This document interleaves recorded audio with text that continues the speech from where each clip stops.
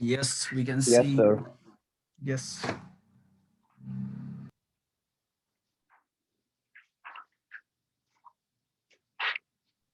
Perfect. see your beauty. All right. Good morning, guys. So I'm gonna quickly go over this one. We kind of finished that, so I will skip this slide over here. Just confirming you've seen it before, right? Everyone's good. All right. And I'll just quickly close the door here.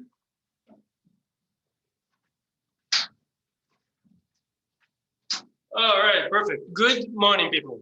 So continuing on. All right. We're gonna finish. We're gonna not finish. We still have a lot of regulations to go through, unfortunately. And this is the boring part once again. But yeah, just bear with me, and we'll finish it together, kind of thing, right? Most of it again makes sense. Like, hey, don't shoot a gun in an airport or stuff like that. But yeah, we'll go over that too, actually, right? Anyway, so continuing on with part three, unless the wind direction can be indicated by radio, smoke, or line in water, we do need to have a wind direction indicator. All right. So when we're flying, you can't just fly and land in any direction, headwind or tailwind, because that can severely either improve your landing distance or reduce your or decrease your landing performance. All right.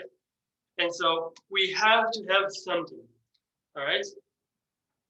Now, there is an exercise called a precautionary. And during a precautionary, that's when you are checking everything yourself. All right. So we'll talk about how to do that much later on if you continue on to fly.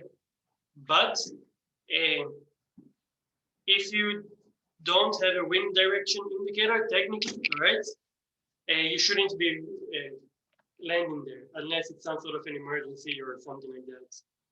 Personally, though, all right, to have a little bit of fun, what I do with my students when I'm asking them to do a precautionary, you need to give a realistic scenario to tell them, all right, now we're going to land in this field over there, all right, which is nothing.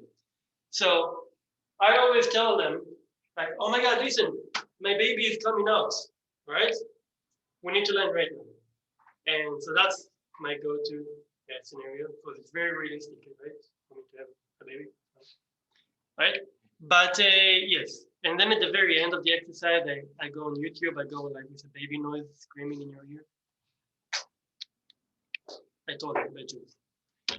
All right, so don't write that down. You can, but they're not gonna ask you about it.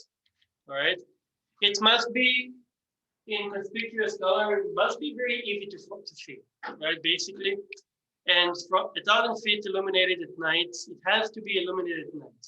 All right, at night you won't be able to see it without any light. And so again, you just need to be able to see it. That's all there is to it. They're not gonna ask you the shape, the color, 1,000 foots. They will ask you on ATPL stage, but we are far from it for now, so don't worry about it. All right, cool. All right, I think it's gonna move on. Not sure. No, okay. I will wait. Ooh, Christina, go for it. I like your NASA hat. Holy, are you an astronaut?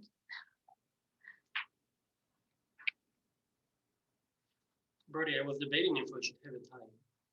Hi. Yeah, you have a tie. Oh yeah. Well, it's this one from here. Hmm. Finding on the shirt. 3 weeks later. Okay, Okay. cool. So, continuing on, guys, you do not need to write that down, right? They're not going to ask you about it. I'm just telling you the regulation. White light are used for the runway edge light, right? They are 200 feet apart, all right? 200 feet apart, or reflective markers must be visible from 2 miles, right? Fire pods may be used temporarily. When you are during an IFR flight and you can't see the visibility, all right, you need to make sure that you have enough distance for enough visibility to take off in IFR. Now let's say the instrument that tells the tower how far they can see is broken. All right. So the only way you could tell if you have enough visibility is to count how many runway lights can you see. All right. So that's how they do that. All right.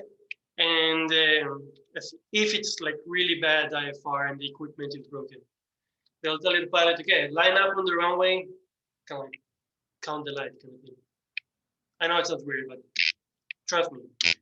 What are fire pods? Fire pod is basically, how do you describe a fire pod?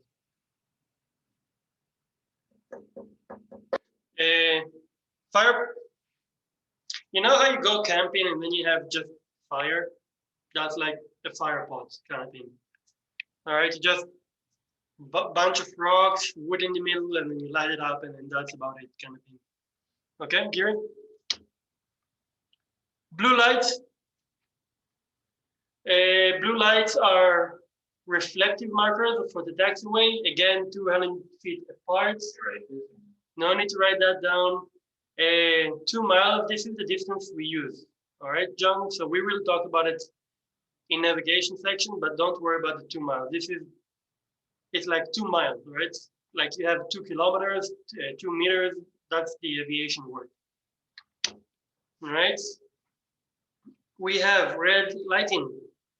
Red reflectors are at the very end of the runway or making sure that it's not serviceable, right? It said you need to know that.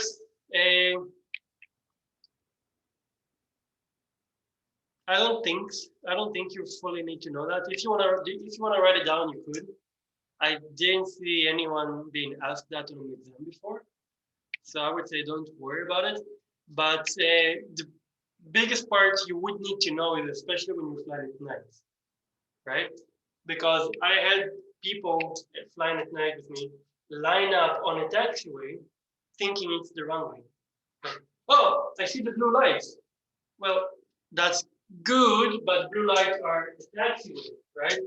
So now you're not even going to the runway, you're going away from the runway towards something that is not the runway, right? So definitely important at night to see. Right? Don't need to write that down. Pilots can use what they call a remote system named ARCO. All right? ARCO is a system like if you take a look at Chilliwack, Chilliwack is an uncontrolled airport. Uncontrolled airport, so if you fly at night, who will open the lights for you when you are coming into land? Right? Nobody is there, there's no control tower. And so what ARCO does is you have 2 types, J and K, right? I forgot if a K is the multi-lights or J is the multi-light. I forgot at this moment. But in any case, all right, if you key the microphone, right, like 5 times, 1, 2, 3, 4, 5 in a row, all right, then what will happen is the lights will turn on automatically. Okay? It's a pilot controlled system. And it only lasts for 15 minutes. All right. So by the time you're coming into land or something like that, on final, right, it may turn off on you. So make sure you do it once again on final, so it doesn't turn off on you or something like that. Right. You would have 3 clicks, all right, for low intensity, 5 clicks for medium, and 7 clicks for as bright as you can get, kind of thing. All right, but that's what we call ARCO. Again, you guys for PPL are not going to be flying at night, so you can forget about that whole system for now, kind of thing. All right, guys, if you need to write it down, you can, but a couple things you cannot do it in aerodrome. All right, it may shock you because it's very. Do not walk. All right, don't drive. Don't park an aircraft in the maneuvering area. All right, if you didn't know that, now you do. Do not tow an aircraft at night without some lights. All right, so you do have to have some lights. And don't park